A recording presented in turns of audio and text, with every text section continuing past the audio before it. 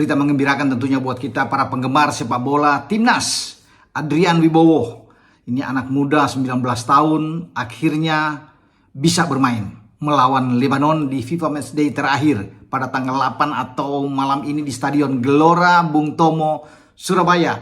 Adrian akan tampil di kampung halaman karena Surabaya menjadi tempat kelahiran dari ayahnya, Pak Bugi Wibowo. Tentunya ada kebanggaan. Pasti ada sukacita dari keluarga Adrian Wibowo ketika ia dipanggil oleh Patrick Kluivert bergabung dengan timnas Garuda dan dia dipersiapkan untuk tampil bukan saja di FIFA Matchday tapi juga di putaran keempat pra Piala Dunia Zona Asia di grup B. Kita tahu bersama kita akan bertarung melawan Arab Saudi tanggal 8 atau 9 dini hari ya pada Oktober nanti. 3 hari kemudian tampil melawan Irak. Semoga ada hasil yang bagus, hasil yang terbaik bagi timnas kebanggaan kita. Kita kembali dengan Adrian. Ya, semoga juga. Ya, saya berharap bahwa Patrick Kluivert bisa memainkan dia melawan Lebanon setelah kemarin banyak juga yang menunggu Adrian tampil melawan Taiwan, tetapi dia tidak bisa melakukan debut dia di timnas karena masih dalam pengurusan proses untuk administrasi. Tapi dalam 3 hari dikebut. Pihak Federasi Sepak Bola Amerika sudah menyetujui mengirim surat rampung surat dia. Dan kemudian kemarin juga di FIFA. Sampai hari ini dipastikan setelah pihak Amerika Serikat dan FIFA menyetujui semua bahwa administrasi beres, Adrian sudah pasti bisa ditampilkan. Sekarang tergantung dari PK Patrick Kluivert apakah akan memainkan dia. Ya, bisa saja di starting 11 atau sebagai super sub masuk di babak kedua. Karena orang banyak menanti ya anak muda ini tampil ya. Pemain dari Los Angeles FC ini yang bermain bersama dengan Son Heung-min ya, pemain kebanggaan dari Korea Selatan itu sekarang sudah memilih menetapkan hatinya bermain di kampung di mana ayahnya lahir, Pak Bugi, dan pasti masyarakat Surabaya ini senang ada anak muda ya berdarah ya dari Surabaya tampil di Stadion Gelora Bung Tomo. Ya, semoga saya sekali lagi mengharapkan Patrick Kluivert memainkan Adrian Wibowo. Dia bisa bermain di beberapa posisi. Ini yang bagus. Bisa ada di kanan, di flank, agak melebar.